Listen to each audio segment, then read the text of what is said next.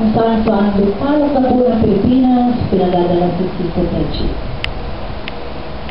Sa mga talagang sulok na lugar na talagang 4 na oras ng babiyahe na talagang punong-puno ng alikabok ang mukha mo. Nakakatakot na mga lugar sa Cotabato, sa Sultan Kudarat. May mga lugar na yan. Cagayan de Oro, Iligan City, sa Mindanao, Davao, Zamboanga del Sur, sa Visayas, sa buong Luzon. Lahat yan, nagay-gay ko na. At hindi pa rin natatapos si Lord, ako po ay saan-saan yung pusulong ng daigdig. In fact, every week po ay nagka-travel po.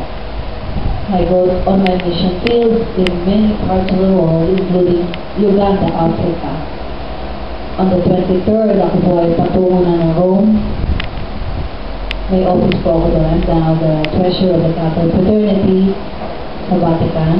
And pagkatapos doon ako napupunta ng Germany, Spain, London, the United States and Canada, and then Africa.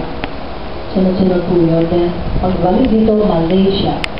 So, lahat, pag pinuntahan niya, ngayon, nandito naman ako ngayon. Ito na naman talaga lahat. Kung napupunta ako ni Lord, punta na lang ako. No? Hindi ako pwede magsabi. Ay Lord, ako, ilang bata ako doon. Diba? Hindi ko pwede sabihin niya. Hindi ko pwede sabihin, Lord, kung muntay mo ako doon, ilan lang yata mga tao doon, no? Maka-aircon ba doon? Hindi po. Hindi pwede. Amen?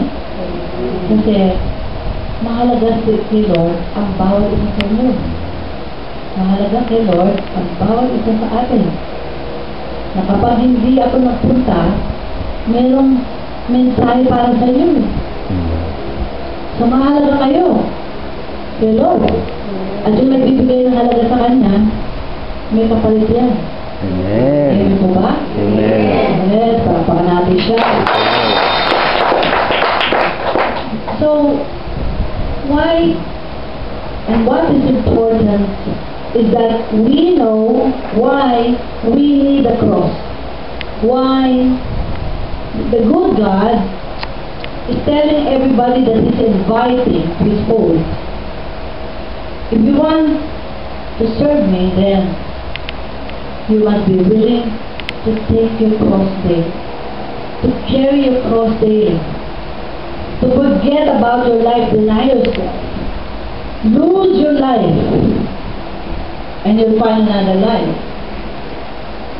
Follow my footsteps.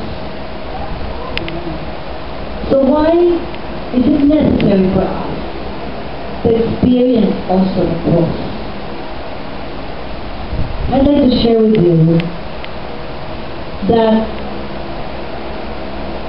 there is always Easter that we are hoping for every time there is Calvary. The Lord promised that there will be resurrection. Martha thought when Jesus came to Lazarus, who was already dead for 4 days. Martha said, had you been here, Lord, our brother would not have died. But nonetheless, I know, alam mo nanginginig sa inyong mama, ibibigay ito ng inyong ama sa akin.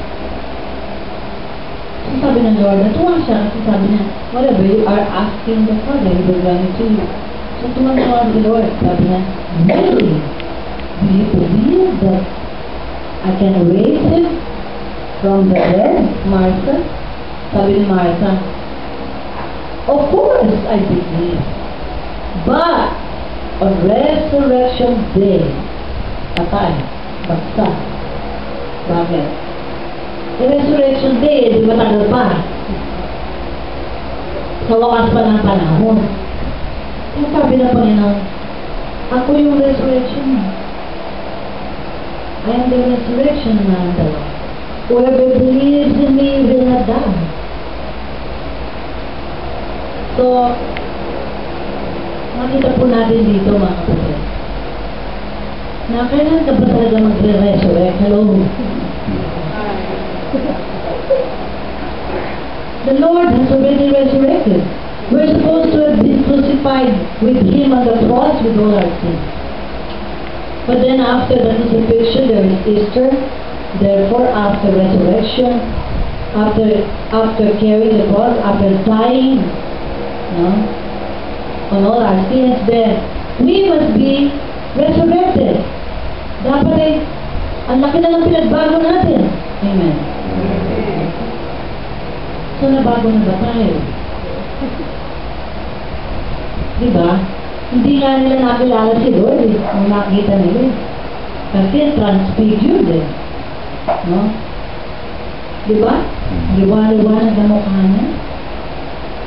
So, diba? Dapat resurrected na tayo. Kahit na may mga pagsubok, nagliliwanag pa rin ang mukha natin sa ganda. Hello? Tapos hindi nakakapag... Alam mo kasi, diba nung lumang buhay natin, ako pagka may trial, sigurado. Nako, kita pa lang ang mukha, kita na. Sabi natin, laki na problema po ng tao. Bakit? Tingnan mo. Hindi maipipid. Minsan sabihin, napaka-asin ang mukha mo. Mukha. Diba? Ba't naman ganyan ang tsura mo? May problema ka, no? Kung mo na tanong, meron nga. Diba? Ba't hindi ka makangiti? Ako makakangiti sa daming pagsubok na to. Tumigil na nga. Natural lang yan. Hindi ako makakangiti. Diba?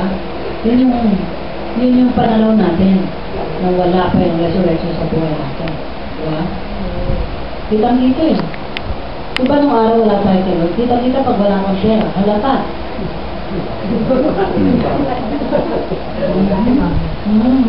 Diba?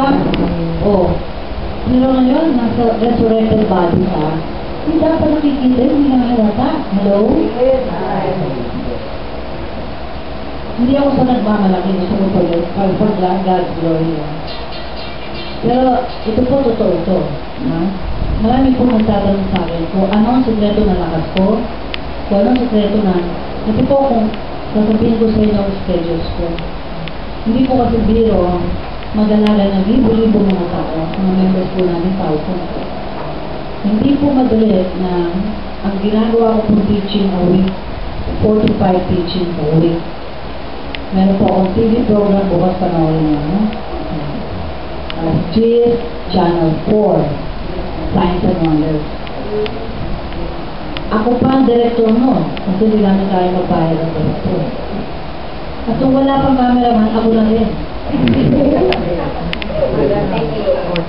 Yung aming tawag dito, yung aming mga share, ako pa yung nag-order ko rin. Iha, sabihin mo, sabihin na ako niya, sabi na. Lahat yun. Tapos, pupunta pa ako sa editing noon.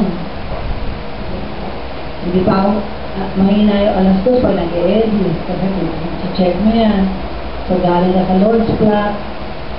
Eh, bago ka naman makaalis doon, Station of the Cross. Ano yun? Ayun, bawat Station 1, yun.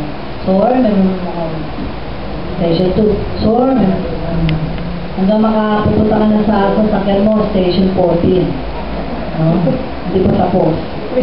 May pahabol pa yun. No? Pero nyo, hindi lang yun ha. Kung magpapagawa ka ng isang building, siguro magpagawa ka nga lang ng bahay, matanda ka na yun, saka isip ko magkano ba. Eh hindi po building namin, 12 story po yun. Eh nasa 6 na palapag na po kami. Tatlong level at saka 6 floors. So kulang-kulang po na 9 floors na po, 9 level na po yun. No? Eh 12 story po kami, plus 3 basement. Hindi po biro yun. Papagawa ka na. Tapos hihingan ka ng panswerte ng mga katrabaho, pambayad ng mga supplier. Ano tatanda ka na? Ano? Nakakaputi ng buhok agad ko. Buti buti na lang. Thank you for the photo. Salamat. Sa Loren. Alam nyo, hindi biro, di ba? Tapos, may kasama pa yung with matching constitution. Mga pataway na comment. Karamihan pa dito. Kanina lang, nag-meeting na kami bago pumunta dito. Sabi namin, ano ba naman yung dami-dami ng tao eh. Kanina ba yung kapayong na nakalagay dyan, manangaragdag, kung ano-ano, may payong, meron pa kung ano nakalagay sa mga upuan. Reserve po yun. Kung sino pa yung nag-reserve, yung leader. Sabi na nga, ang hirap pa, talagang malas ng kaway sa community. Di ba? Hello? Matawag na leader. Maiyak-iyak na ito. No? Gusto niya nga sana magparinig sa mga late. Hindi naman makakarinig ito. Wala nga. Hindi na mahirap. No? Walang salita ka na, wala na nang tatamaan. Parang, ang hirap talaga. Ang hirap ba para sa elder? Talaga, hindi ba? Eh, hindi lang yun. Aalagaan mo yun. Baka lang may nawawala, pinapala ako pa yun. No? Tapos, yun pa, nagtatravel pa ako. No? Tagaling ko lang ng ano, ewan ko eh. Ang taladala ko pa. Mabibigyan ng mga libro. Ginawa pa ako ahente. Ako simula ng mga libro, ako pa taga-benta. No? Eh, hindi lang taga-benta. Wala ako kahit 5 centimos doon. Ang bigat-bigat nun. No? Kaya yata ako nasa scoliosis. Pero ang bigat ang dala ko. No? Pero hindi po ako pinabago ng mga Diyos. Amen ba? Amen! Nung madaling araw meron kami concert of prayer. Overnight, sabi ni Brother Proyen, siya sana kasama ko. Kasi siya pupunta na Macau, ako sa Hong Kong, hati kami. O, din yung pake na 100 libro yun. Yung pake, alam niya kung gano'ng kapigat yun. Tapos sabi niya, sir, mag-bis ka na, maaga ka matulog, ha? Maaga tayong dalawa matutulog kasi aga natin gising po ka, alas 4 lang, gising na tayo. Wala, gising ka na dahil maaga ang flight natin. O, sige, matutulog na kagad ako. 1:30, makakatulog na ako, tumawag. Ginising naman ako. O, bakit magigising ka? Eh, kasi Sora, may nangyari disaster. Ano? Nahanap yung passport ko eh. O, hindi ko makita. Alam mo na makita ko? O, paso na pala yung dalawa. Eh, sabi ko, so, gano'n, hindi kita makakasama. Yun na nga kasi naalala ko. Nasa Italia na embassy, di ba nag-a-apply kami na ano sa Rome? Mag-visa na doon. Bihira ka, oo.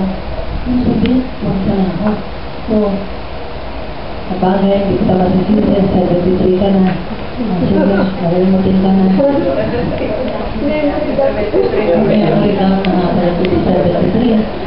So, ginabukasan, di ako na lang. Sabi ko, Lord, dadalhin mo ba itong mga librong ito? Kadami-dami. Wala lang maleta. Sabi ko lang ko yung store, inatid naman niya ako dahil nahihiya naman siya. No, ginising niya ako dahil hindi pa napapatid. So, inatid naman ako. So, napakabuti ng Panginoon, ha? Na hindi nga na hinayaan na malaman ko mabigat ang dala ko, eh. Kasi pag bahay, yung driver, ibalik ko, tsaka katulong ko naglagay. So, hindi ko alam mga bigat. Pagdating sa Philippine Airlines, wala. Punog-punog ng pasahero. Tapos, sabi ba ko, hanap ako ng porter para may makatulong ka. Sabi ko, sige, kasi bawal mo ako magdala ng bigat eh, kasi meron po akong scoliosis eh, sa likod. So, baka lumala. Praise God, wala. Wala kami nakitang porter. Eh, hindi naman siya pwede magatid doon. Wala kang passport. May ticket nga daw, wala na siya passport. So, sabi ng guardia, Ma'am, Wala na pong porter eh. Sabi ko, ako, kailangan ko pala magpati doon. Sabi ng guardia, ako na lang ang magpapit siya. Yung guardia, iwanan niya. Pinatid niya ako, tapos alam mo yun, ito pa, punong-puno dito sa left, punong-puno sa right. Sabi niya sa akin, so, ma'am,